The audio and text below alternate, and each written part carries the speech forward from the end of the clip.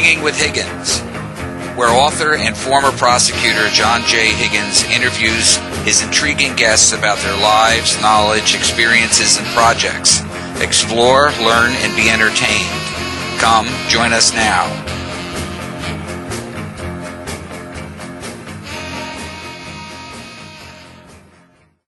Good evening and welcome to Hanging with Higgins. I'm your host, John J. Higgins. Tonight I have an interesting fellow on my show, Ron Greenfield. Ron has one of the most varied and extensive behind-the-scenes entertainment careers that I have ever encountered, and he is also a very humble and gracious man. He is the author of a book, Perspectives on Entertainment, and has a very informative and interesting website where he has a series of articles and blogs. It's called Aspects of Entertainment, and it's located at the same name. So that would be www.aspectsofentertainment.com. You have an extensive background in the entertainment field. What made you interested in pursuing a career in the field? Well, I grew up, I'm a baby boomer, And when we were growing up, my brother and I were just very fortunate that we had parents. My mom was a designer and an editor for Vogue, and my father, in the early years, had worked in the film industry in New York. And very early on, we were exposed to all kinds of art, not just art in museums, the performing arts, going to the theater, the movies. So we were exposed to it very early on, and I was just drawn to it. I could sit at the movies for God knows how long. I could watch the same movie over and over again. Didn't bother me at all. And I would, by age 9 or 10, my brother and I were going to the theater. Growing up in Brooklyn, not too many people did that at that time. So we were exposed to it, and also very early on, I knew in some way, I can't explain it, I can't really define it, but I knew this was the industry I was going to work in. I didn't know at what point or at what level or how, but in the back of my mind, I knew this is what I was drawn to. So you had like a drive to do this. Yeah, if you grow up in a family in the 50s and 60s, and you're Jewish in Brooklyn, and you don't want to be a lawyer or a doctor, or that wasn't in the cards. That was definitely not in the cards. Right. So what were the first things you did to kind of pursue that interest? Because I don't know that there would be a normal pathway back in those days at all. There is no pathway. In fact, at first, I was very fortunate. I went to the High School of Music and Art in Manhattan. Most people will know that as the Fame School. And that is, that was the prototype. High School of Music and Art and Performing Arts was the first school on which all the schools around the country are based. But I was never, how would you describe it? I'm not a great draftsman or a great painter. Okay. But I had a facility for color and design. Okay. And I thought at first, to take that ability and be a scenic designer. So when I was very, very young, I would say mid to late teens, I worked in summer theaters. At that time, there was what they call summer stock. I don't even know how much there is anymore of it. And I worked under the scenic designer there. And that was my first real intro to the entertainment business. But it was also behind the scenes. I developed this great knack living in New York. You can't do it now. It's kind of funny, but I could sneak into the second acts of a lot of Broadway shows. Because at that time, they would come out for a smoke at intermission, and I would just sort of casually walk back in with everybody and stand in the back of the orchestra. So God knows how many shows I've seen, but I've seen the second act only. But so you watch a movie, or you go to the movies with your friends, or you were doing what I was doing and sneaking into the second acts of a lot of Broadway shows, and you see what everybody sees. When I went to work in summer theater, now I got a working knowledge of what goes on behind the scenes, what it takes to pull it all together. Right. And that's interesting in its own right. Oh, yeah, and it was scary sometimes. It got some hairy, like from, and the kind of theaters I worked in, there was a different show that came in every Monday that started Monday night performances. So on Saturday night, right when the curtain came down, the old set was dismantled. Everything was taken away. You put up the new set. So from Saturday night to Monday night, if you got 3 or 4 hours sleep, that was a lot. Uh-huh. But by the time I got in college, I had some really wonderful instructors, and they saw I had a very acute sense of color and also for design. Right. However, where'd you go to college? I went to a few of them, but I finally went up at Hunter College, and then that's where I graduated. And then I went on to do graduate work at Pratt Institute. Okay. But you see, you have to understand, and the thing was, as I started to develop and hone and get about my foundation in design, at that time, the thing I was drawn to is I loved graphics that moved. I was not a big print person. And I could not see myself sitting in an agency, designing ads for potato chips or deodorant. I could not. What was very big at that time were corporate ID programs. And okay. I got to just tell you, it didn't float my boat. So right. It's not so much at Hunter, but when I got to Pratt Institute, I had an instructor who came out of. I won't go into all the whys and wherefores, but she was very strict, what they call the Swiss School of Design, and she was very much corporately focused. So she used to see my stuff. She used to flip out because no, I can't do this. This is not what Ron wants to do. Right. You have to also remember, John, in the mid-'70s, there was nothing in taught like there is today, like on animation or gaming. Absolutely. There was nothing. So I knew the first, and also if I went to the guidance office at the school or the headhunters, they didn't know how to place me because there were no jobs that I was trained for that wanted to do that. Meaning they didn't have the contacts. They didn't even know half the time what I was talking about. But instinctively, I knew, okay, there are people doing this. So I knew two things at that time. One, this is what I wanted to do. Obviously, I'm seeing it on television, so people are doing it. And the third part of that was, okay, I have to do some groundwork to start finding out who those people are. Uh-huh. Don't forget, John, there was no internet there at that. That's right. That's right. To do a search was not just a few strokes away. I don't even know if there would be an industry guide at the time. There was none. There was none. So I know you told me earlier about your Metro Media kind of experience. Right. You have to also remember at that time the competition was not as fierce as it is now. Right. Also, in that end of the business, there weren't too many seeking out what I wanted to do. As we talked earlier, the thing was, one day I was watching television at home, and I'm watching Metro Media, which was Channel 5 in New York, and I'm looking at the credits, and I see this name, Sid Goldberg, as the art director. So I said, well, you know what? I'm going to take my best shot. And I wrote him a letter. Now, I didn't make it a standard letter. Oh, dear Mr. Goldberg, I want to work in the entertainment industry. I just graduated from school. Right.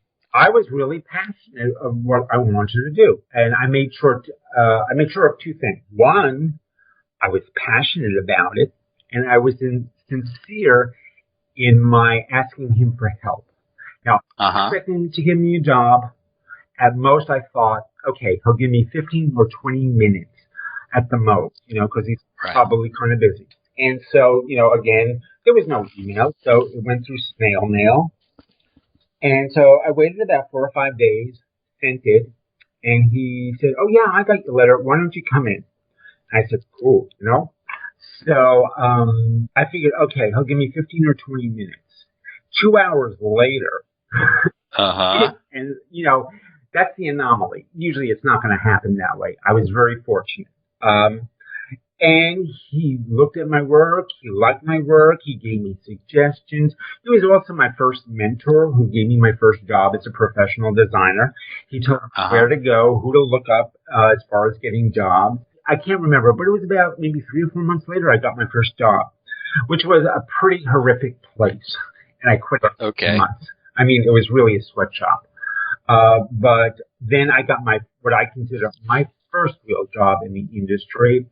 And it was in a company. They were like one of the top firms in New York. It was called IF Studios, who did graphics for television and motion pictures. And I started at the bottom doing the grunt work. So, that's how I got my start. And that's where I had a good design foundation. Now I really needed the nuts and bolts, the everyday. How is it done? You have to learn how the camera. So that's where my real education began as far as the technical side.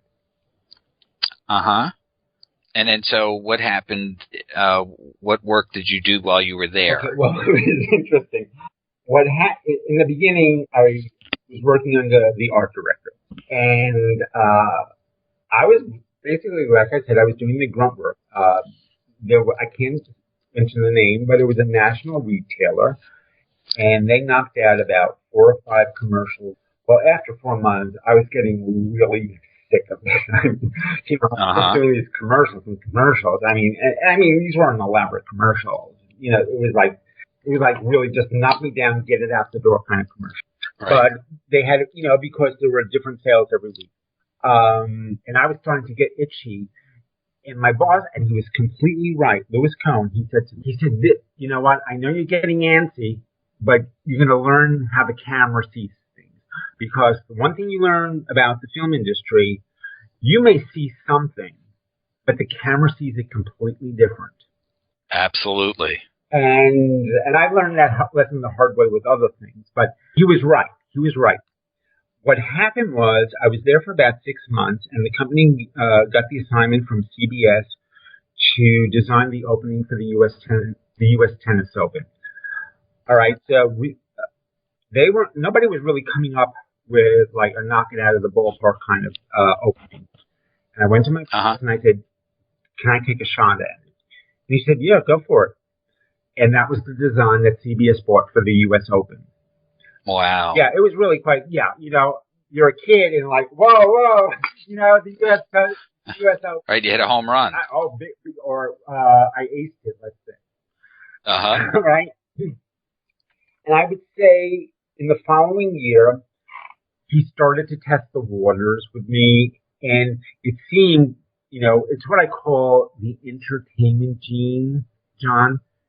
Right. Is when we started to do trailers, I had a natural, I don't know how to describe it. I call it a natural facility for it, but I could sort of hone in on the trailer, know what was to be done, and I worked with a copywriter, so I knew, we would work together and hit the spot that needed to be hit. Right. The great thing about the trailers, because basically you're making a mini movie that lasts 2.5 minutes. Yep. Is that it started moving me out of graphic design to, okay, so this is what an editor really does. I didn't realize what a creative job or profession it does, because it's just not splicing things together or pieces of film. It's like taking different parts of the same thing, but what's going to have the most impact? I was really quite fascinated by it. Then I got into the music. So, as I said before, this is where my real education began, because now I'm exposed to the cameraman. I'm exposed to the editor. I'm exposed to copywriting. I'm exposed to music. The important thing for anybody listening is to realize when you're at the beginning of your career, you're going to think, okay, I'm going to do this. But then you're going to be exposed to so much more.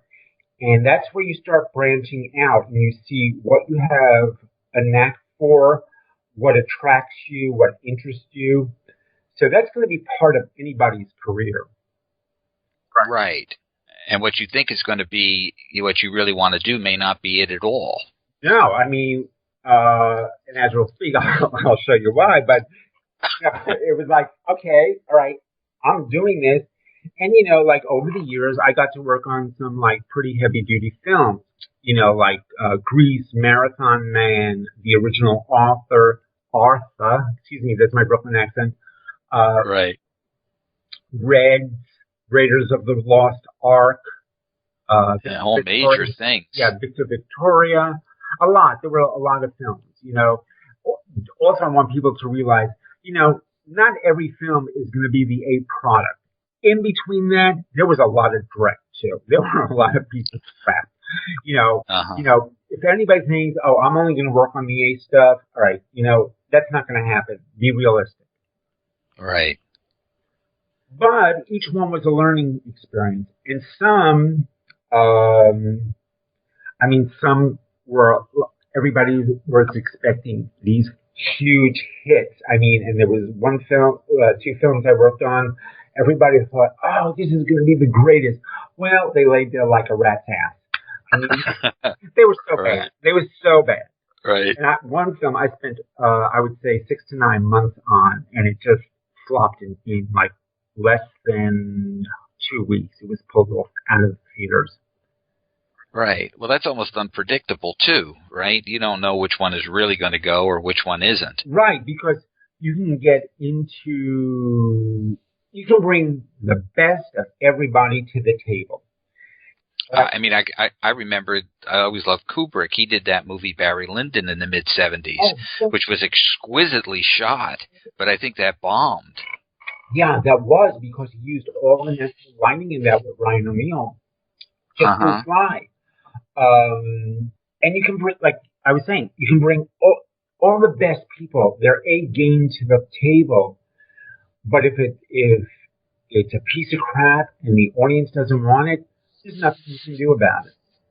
Or sometimes they're ahead of their time and the audience isn't there for it yet. That's true. I would agree with that. Yeah, definitely true. Yeah. So what did you do after you were doing the trailers? How did you segue into the next part of your career? All right. Again, not planned for. Okay. What happened was, I was there like 4 or 5 years. And, and people know this instinctively. Like I was starting to get antsy, and that's just my nature. That's just in my nature. And I was starting to look around. And then who should pop back in but Sid Goldberg, my mentor. Okay. And he told me about this thing called a new industry, home entertainment. And I go, home what? And he goes, home entertainment. And he briefly explained it. Now, you also have to remember, John, in, late 70s, early 80s, there was some cable starting to happen, like 2 little stations called HBO and Showtime. Right. Nothing like they are now. And, you have to remember at that time, you're asking me to pay for TV. Yeah, exactly. And not only that, the good thing though was, it was the first, people don't, historically, if you think of it in this term, at that time, if a film opened and it was not profitable, there were very few outlets you could take it to realize any more monies that would take it from the red to the black. Right. HBO and Showtime were one of the first because it gave you another outlet to realize some more profit if the film wasn't successful. And if you missed it in the theater, 3 or 4 months later, you could see it on TV. That had never happened before. Right. If you go up one step further with home entertainment, this was the first time you could see a film again, any film, whether it was successful in the theaters or not, a couple of months after it was there, after it was taken out of release. Right. The only thing, it was a brand new concept. People don't realize, people take it for granted today, but when I was starting, this was entirely new because before you could rent a video cassette, people were buying them. Not only that, you were asking people to go out and purchase the equipment. My first VCR machine was $1,000. You know, now right. Well, before that, if you didn't see the movie in the theater, you had to hope that one of the 3 TV stations, or I guess 5 with PIX or Channel 5, would pick up the film and show it on TV. But if they didn't, you wouldn't see that movie ever again. Or maybe years down the line. And usually at that time, the network showings were usually maybe 1 year to 2 years out after the theatrical release. And don't forget, it was butchered with all the commercials. So you're not seeing the film right through. You're seeing it with all the commercial breaks. Exactly. So this was an entirely new concept. And all of us who began in the industry did not, we had foundations in what we did, but this was a whole new ballgame. And at the beginning, we didn't know what we were doing. There was no playbook to follow because we were writing the playbook as we went along. Correct. And it's interesting to know, too, as it started to catch on, and then you get into the idea of rentals. So you don't have to buy the cassette. You can go to your mom and pop store or, let's say, Tower Records at that time. There were different outlets, and you could rent it overnight. For I forgot how much it was, like $3.99 or $4.99. It was still cheaper than going to the movies. You could watch it as many times as you wanted to, and that started to take off. And also, people, if you go to the movies and you have a family, that can be today it's a very expensive proposition. That's true. So, and everybody, as this started to gain in popularity, I remember I would be in meetings and everybody was coming in pitching all kinds of weird ideas. I mean, how to film a wedding or a bar mitzvah, how to do your home plumbing, how to grow an herb garden, anything and everything. It was all open field. But like with anything else, the playing field starts to narrow. And you start seeing where the public or your audience's favorites are, what their likes, dislikes are. And with anything over a period of time, and this was moving very rapidly. I'm not talking, we're just moving. This is moving very quickly. Right. And, you're doing 6 or 7 releases at one time. And at the same time, you're working on things 4 or 5 months out. But I just want to address the point, the other thing we were talking about is a lot of us didn't know what we were doing. Also, we were creating something new, so we really were writing the book as we went along, creating the rules. Because here, I was going to be a graphic designer. Okay, so I was an art director doing trailers. Now I'm part of doing campaigns. You also have to sit in on sales meetings. You have to be involved with public relations, publicity, development, cross-promotions. Now, that opened up a new field, cross-marketing and cross-promotions. Maybe you can explain a little bit what that means. Basically, and you've all seen it, it's you have a product and you partner with another company, and they'll promote your product at the same time you promote theirs. So that's really what, in essence, what a cross-promotion is. So there was a series of Gilbert and Sullivan operettas that were produced by the BBC in London. At the same time, there was a book on Gilbert and Sullivan, a coffee table book that Harry Abrams publishers in New York were publishing. So all of a sudden, I find myself on transatlantic calls to the BBC in London, and we had a deal between the BBC, these video cassettes of the operettas, Harry Abrams in New York, and CBS Fox, which was the company I was working for, which was one of the first in the industry, which was a kind of new entity between CBS and 20th Century Fox. So here I am, not that many years ago, I was doing grunt work on trailers. Now I'm I'm negotiating these, not contracts, but these deals to do all this promotion. So, and it's major deals. Yeah, you're talking major companies here, so I'm getting the video cassettes from the BBC in London. I'm talking to the people at Harry Abrams so that in each cassette would be some kind of flyer for Harry Abrams about their new book at a discount. You see, that's the big thing. Because you got it in the cassette, it's a discounted thing as opposed to somebody going out and just buying it off the street or in the store. Right. And so there's a reason, there's an incentive for somebody to do, buy more than one thing. So we would have a flyer in the video cassette. At the same time, Harry Abrams, in their book, would have a flyer or something about CBS Fox and these video cassettes about Gilbert and Sullivan. So that's how I started to move out of, let's say, design per se into the marketing area. Right. And it was basically marketing on the street. You know what I'm saying? Yeah. I had to learn it. I'm learning it as I'm doing it. I wasn't there sitting in a book, okay, marketing 101. No. Exactly. It was not like that at all. And you were at a time that everything was changing rapidly. So, right. Probably what you would have done 2 years prior, you would do differently, in the present. Right. You have to also remember, too, and like I said before, anything that happens, the public becomes sophisticated very quickly. I never discount the public. And within a year to year and a half, there were all these different technologies people were trying to push. I would say by 83, 84, they said VHS and Laserdisc. Okay, all the other ones, you're out. You're out. This is what our preference is. Right. And Beta disappeared. Or Betamax. Beta disappeared, and there was another technology similar to Laserdisc called CED, which was a piece of crap. And so that went away real fast.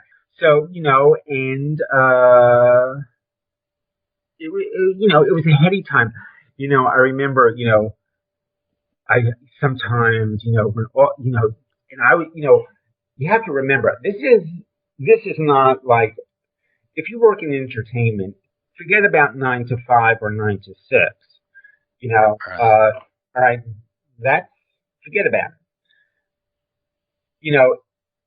You start, there's a lot of, it's not the overtime, it's like you're constantly on the thinking, on thinking about things and how's the best way.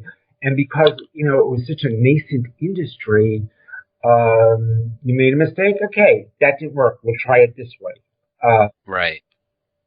It also, for me, just from a creative standpoint of view, that's where I first started to write because, I never saw myself as writing or a copywriter, but when your mind starts moving in a certain direction and how best to sell something, especially if it's entertainment product, you don't have paragraphs to say it. You have a line or two to say it.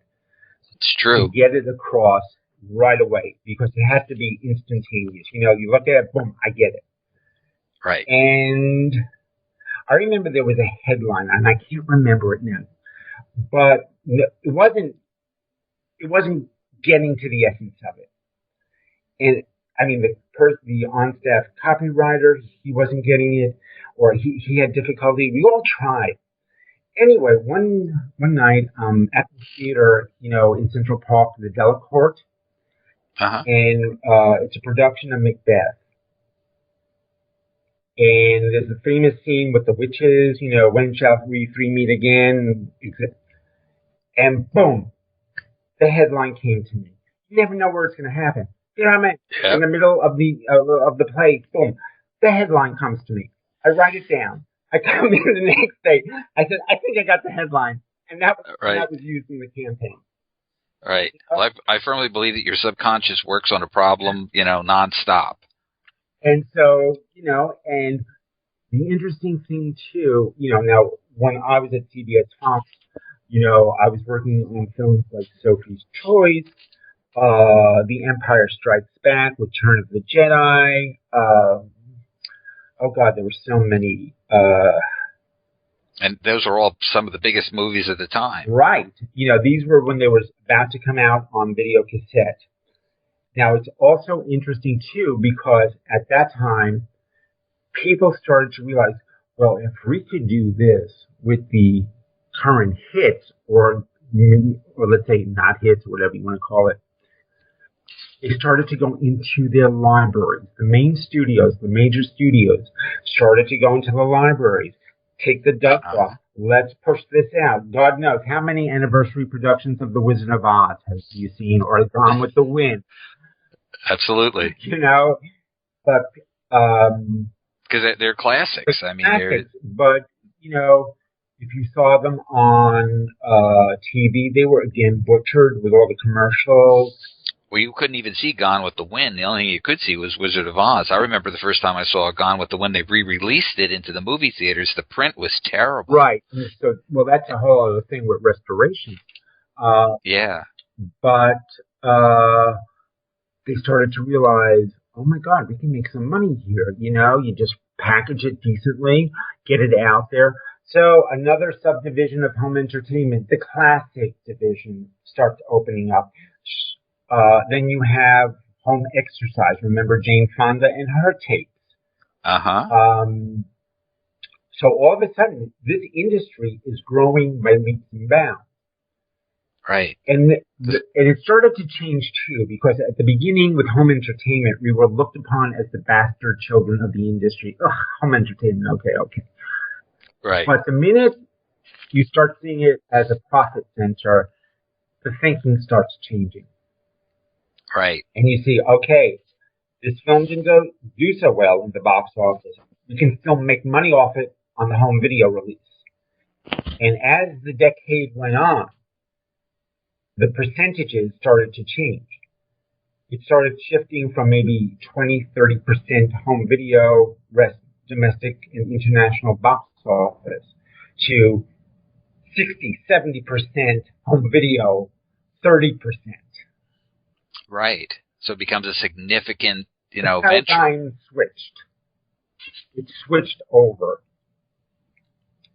So that's, and then also you have to remember also as we start approaching mid 84, 85, 86, international companies start taking notice because they're saying, oh my God, there's a lot of money to be made in Hollywood.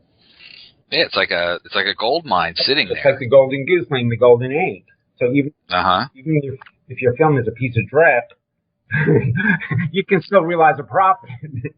Right. And let me tell you, in the ballpark, more films are really bad than the good ones. We see a lot of stuff, and there's a lot of stuff being produced. It's still a smaller percentage of better films as opposed to really. It's just a fact. John? So you've done all of this work now. You had also told me you'd worked on some foreign films and series as well. Here's what happened. I was also starting to get itchy. All right. Because this is intense. You're working on all these. It's not one project at a time. You have to be, and I hate the word. I really hate the word, multitasking.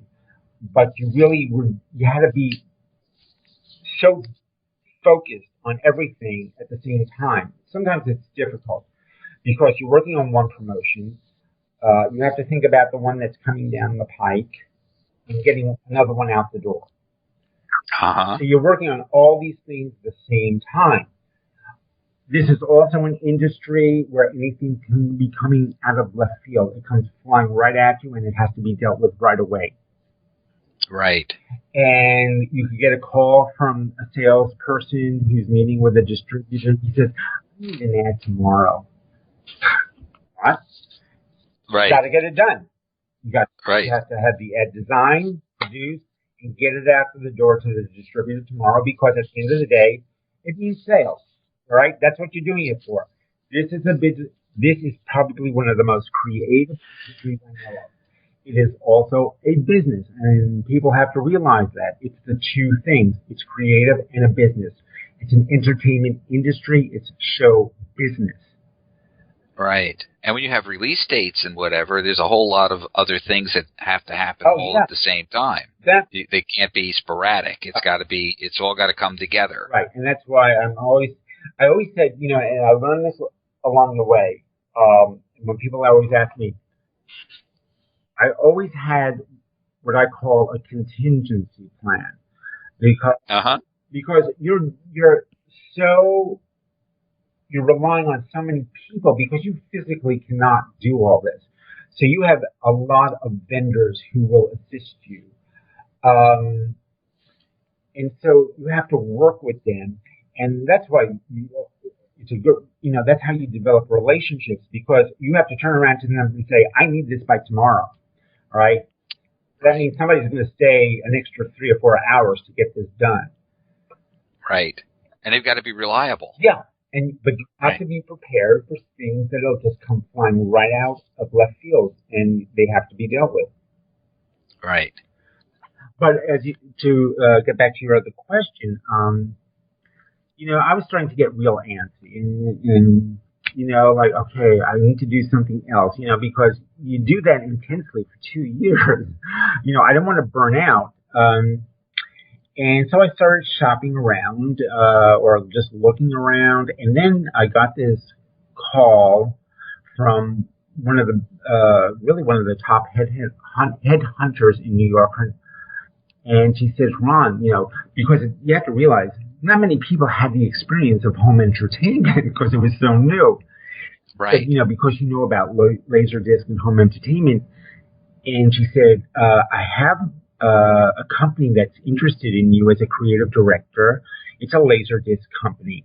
So let me get some more information and I'll get back to you. And I said, that's fine, Rita. And she said, oh, by the way, Ron, the job's in Albuquerque, New Mexico. Uh-huh. Hung up. Right. Albuquerque, New fucking Mexico. I'm from New York.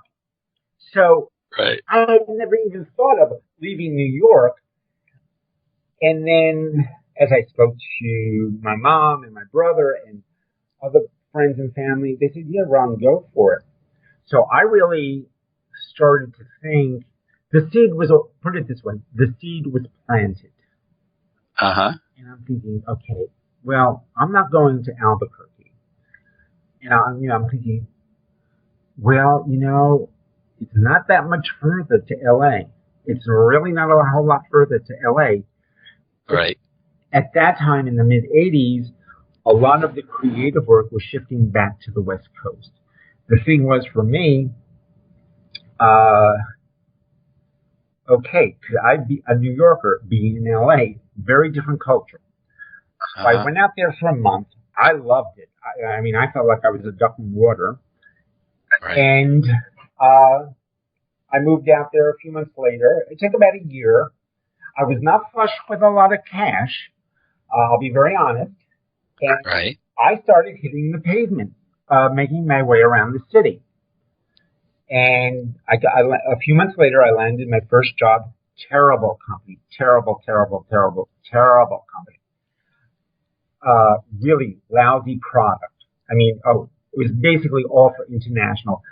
Terrible films, and they had a home entertainment division. But I took it, one, because I needed the job, but I also, this way, I began to familiarize myself with the various vendors who serviced the industry. Right. And I sort of started to see the lay of the land in LA, to see where was what, who was good, who was not. And then I would say I stayed there only 3 or 4 months. This was not a company you would build a career on. Right. And I can tell you more stories about this place another time. Anyway, I wound up in another studio. And by that time, I was senior director of creative services. And the company was called Republic Pictures. It had just come through a major resurgence. So they started to get into TV production and miniseries, reality TV, the first reality shows, Beauty and the Beast. And they also had a home entertainment division. And this is where, the only way I could describe it, John, is this is where I really hit my stride. Because at the beginning, it was just me. And then, I got to hire people. But then I got to hire some of the best vendors in Los Angeles. I'm talking, color separators, printers, people who did trailers, advertising and marketing agencies. So Okay. I was allowed, I had a latitude to work with some of the best. And my boss, she was she was just phenomenal, the way her mind worked as a marketing pro. And I learned so much from her. I mean, basically, it was like, Ron, shut your face and just take notes. Okay. Right, right. I mean, the way it just came out. And it was also, I've always been a person like, somebody says, yeah, well, you can't do it that way. And I said, why not? Right. She was definitely in that ballpark. So the two of us were very much in sync. And, like I would, for instance, if we were printing a poster, and I remember one time I freaked out the pressman. He said, well, I think I've gone about as far as the color we can go, Ron. I said, I want more yellow in the poster. Because I wanted a certain green. I could visualize the green I want. Right. And it was a kind of electric kind of green. He says, I can't push the yellow. I said, push the yellow. So he goes back out in the press. He's scratching his head. He comes back about 5 minutes later. He says, okay. I look at it and I go, I want more yellow. He says, Ron, I'm at 200 yellow. I can't go any further. I said, I want you to push the yellow. He looked at me like, who the fuck are you? You're driving me crazy. Right. Said, no, go back out there. I want more yellow in the poster. Comes back, another 5 minutes. I said, you're almost there. Do it about another 3 or 4%. He couldn't believe me. Well, he did. He comes back, and I said, yeah, that's the one I want. Yeah. But you know what? You have to push. You know what? Otherwise you'll find those who say, no, I can't do it. I can't do it. Right. And your background in graphic, design or whatever gave you an edge on all of that. Right. And I said, we can push it. I wouldn't take no for an answer. And so, and then two, like I was talking before, the company was, I think I mentioned Republic Pictures, then we got to distribute the Hallmark Hall of Fame on video cassette. So, you have to realize at any given time, I was working on about 7 or 8 promotions in a 9-month period.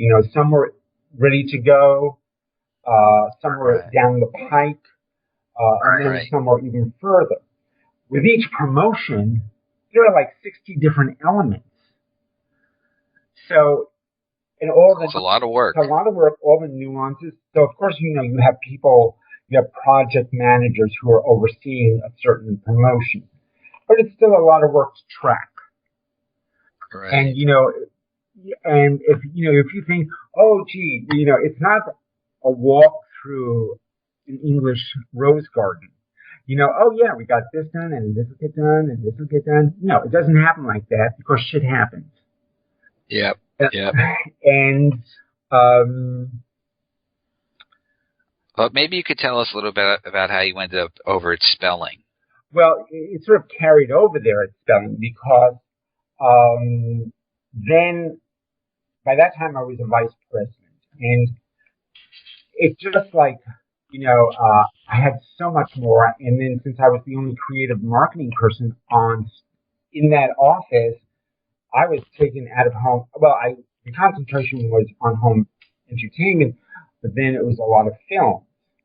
And, now I had a bigger staff, of course. And then, there were films, and then also, I just guess by my nature and the things I were doing, I was getting more involved in public relations, publicity, international sales.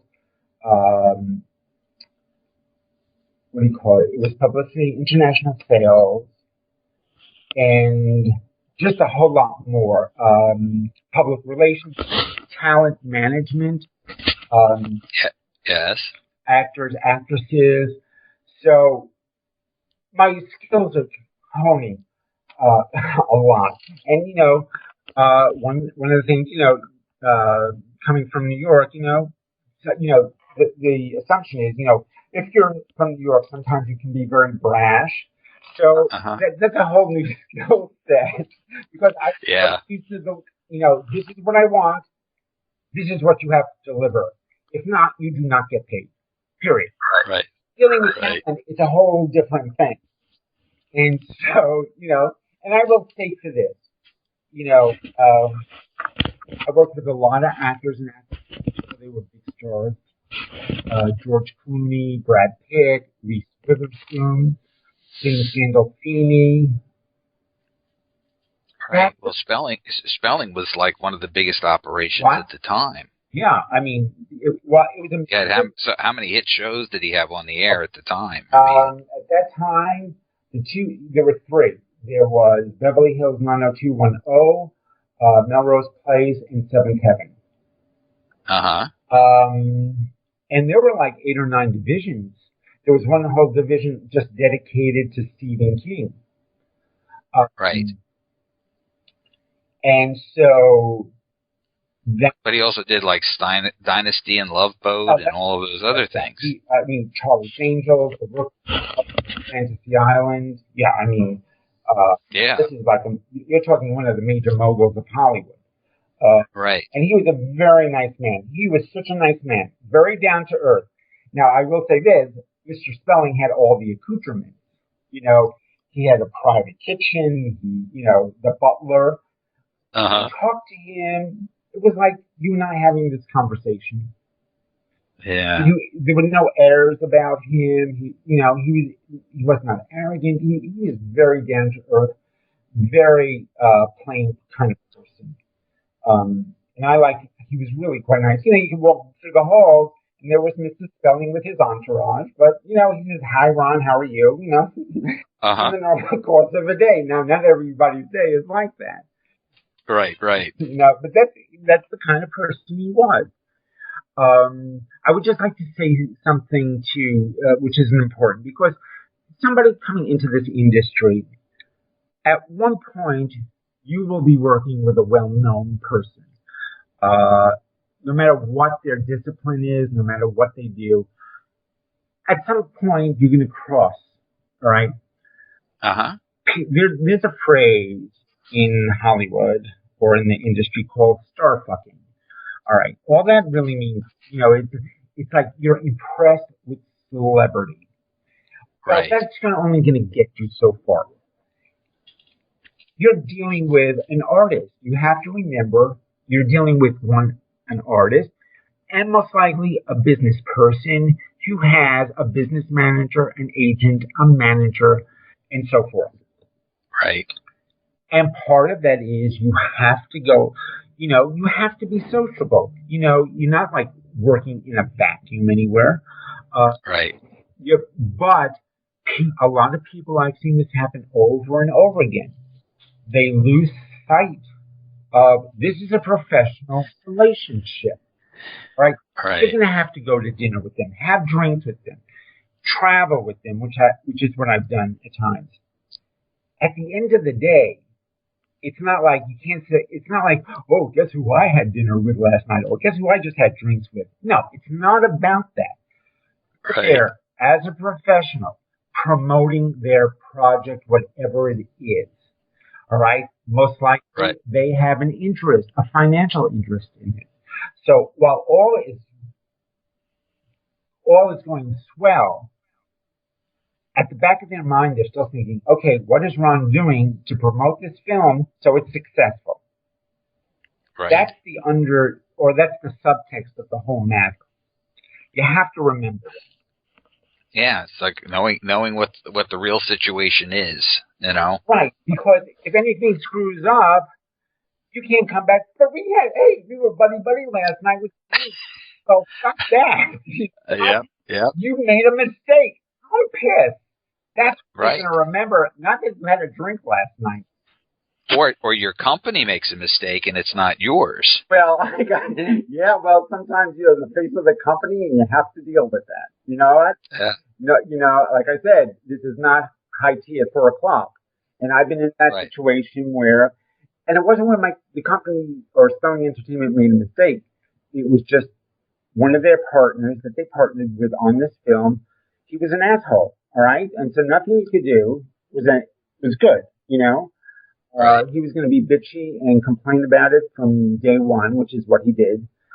And it was a film that Spelling had the domestic rights to, but another company had the international rights. And they had hired these two terrible publicists who said they would take care of the creative. And when I saw the creative, it was just awful. I said, there's no way I'm letting this. I said, there's just no way that if I promote this film using this poster, it looked like a piece of crap. So I had to fly up to Boston. I had to fly up to San Francisco. And it was produced by a very well-known producer-director. The company at that time that had the international distribution rights, well, let's say they weren't very nice people. And the stars you would know, for legal reasons, John, you know this. That's why I'm not saying who they are. Right, absolutely. But anyway, so I get up there. Well, this guy who owned the international company, he was a real jerk. And he's like screaming and yelling at me, how dare you come up here, yada, yada, yada. This is the international. Excuse me. Anyway, he's going off on me. All right. So we're going up to the suite, and this very famous producer-director is in the corner of the elevator, and he's like stoned out of his gourd. I don't think he knew where he was, really. And this other guy who owned the international company, I'm about 6 feet. He was about 5'8", and he's screaming at me in the elevator. He's just like going off on me. And I look, so I'm sort of looking down at him, not intentionally. It was just physically, that's the way it was. Right. And I had heard, I don't know where I heard it from, but somebody had once said, if somebody starts yelling at you, get very quiet and very even. And so I'm looking at this guy, and the first thing that comes to my mind is, whoever colors your hair does a real shitty job. I don't know why, but it was just like, it was so in my face, and maybe because of the way I see color, I don't know, John. Right. Who the fuck colors your hair? It looks like real crap. So anyway, he's going off on me, and I mean, this is all going on in a matter of seconds, it's not so long. Right. And I said, Mr. So-and-so, I'm here representing the interest of Spelling Entertainment. If you should have a problem with anything I do, you are free to call Mr. Spelling, and here's his number, and file it or say something that you're not happy with it. Well, everything stopped. I mean, boom. Boom. He stopped. Because I knew, and he knew, he wasn't going to call Aaron Spelling. Because if he called Aaron Spelling would say, who the fuck are you? Right. Well, Mr. Spelling wouldn't say it that way, but he would say, who the hell are you? Well, Ron represents my company. You deal with him, and you deal with him nicely. Because that's the way Mr. Spelling always dealt with people. I never heard him raise his voice at anybody. The reason being, and I've heard this, I did hear him say, I hire the best people in the industry. You don't need me to looking over your shoulder or micromanage. That's why I empower you to do this. Right. I'll also say, he always gave me, I can speak for myself, the latitude to what I could do creatively. There was never any, I was never told to halt on anything. I was always given the resources, and I always was given the budget. I mean, it was very generous. Of course, as an executive in the company, you are fiscally responsible. But I was never denied anything. And that's And that's very rare. That's very rare. Right. Well, I would really like to get into your gaming experience, because you switch over to do something else, but we're really running low on time. Okay. So what I'm thinking is that maybe you could just kind of give advice, a little bit of advice, because, you know, I have a lot of authors and people who are like just starting out that are, you know, part of my base. And maybe you could give them some encouragement and, you know, what to look for as they develop their own, you know, art. Yeah. I know you're running out of time, John. And I told you before. I said, John, I need 5 hours here. It is fine. It's wonderful. I need 5 hours here, John. I know. I'll have you back on for the gaming part. Okay, that's cool. Here, I'll tell you. This is the thing. There are a few things. Because when we spoke before, the one thing I did want to mention is, you know, if you're in a position like that where you hire vendors for different, over time, it's no wonder you'll see people work with the same people over and over again. That is because you developed, one, a relationship, and the other thing is you develop a shorthand. And they produce. You don't have to hold them by the hand and guide them. And even when an agency came into me, like an advertising agency, anybody can do Quark, Express, Illustrator, Photoshop. You know what? Anybody can show me a pretty picture. What a person wants to see is the thinking behind it. How did you arrive at that concept? Anybody can do the other stuff. You know, all I have to go on the internet, I can have 1,000 people like write me an email saying, yeah, I'm the one. You want to see the thinking behind it. That's the important thing. With anybody starting out today, all right, it is very competitive. There are a few things I would say. Always, without fail, and I mean this, and I've worked on my share of crap as I work on my share of the best. You always bring your A game to the table. Every time. Because, and I've seen this happen, unfortunately. Because if you don't, you start getting sloppy. And I don't care if you're a designer, you're a writer, director, producer, whatever your discipline is in whatever area of the industry you do or want to do. Bring your A game to the table. Because if you don't, all of a sudden, over a period of time, and not very long, you don't build a solid foundation for yourself, because after a period of time, you don't know what's good or bad. You're not able to distinguish, because what you're really doing is embracing mediocrity as an accomplishment. Absolutely. And what happens is, after a time, you really can't distinguish from what is good to what is bad. So basically, you can't distinguish the exceptional or the great from the second rate. That's right. Well, your reputation is the thing that is basically priceless. Right, and that's really important. And anybody who worked for me will know that I demand it of them. I will not take less. Because what happens, right. Well, Ron, I'm out of time. Right. So we will continue this another time. Can I just say, John, I would just like to say thank you for mentioning my website, Aspects of Entertainment. I also want to say, yes, the book is on Amazon and iBookstore, Perspectives on Entertainment. I also have a magazine called Aspects of Entertainment, which is available on the Newsstand app for iPads. And right now, on the homepage of my site, I'm giving a free ebook away, which is just basically an introduction onto what we've been talking about tonight. That's wonderful, Ron. I really appreciate it, and thanks.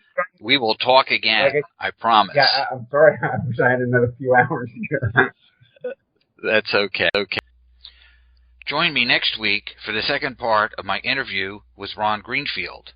You can find more information about me and my book series, The Archangel Jeremiel and the War to Conquer Heaven, at www.johnj-higgins.com, and the website for this radio show, www.hangingwithhiggins.com.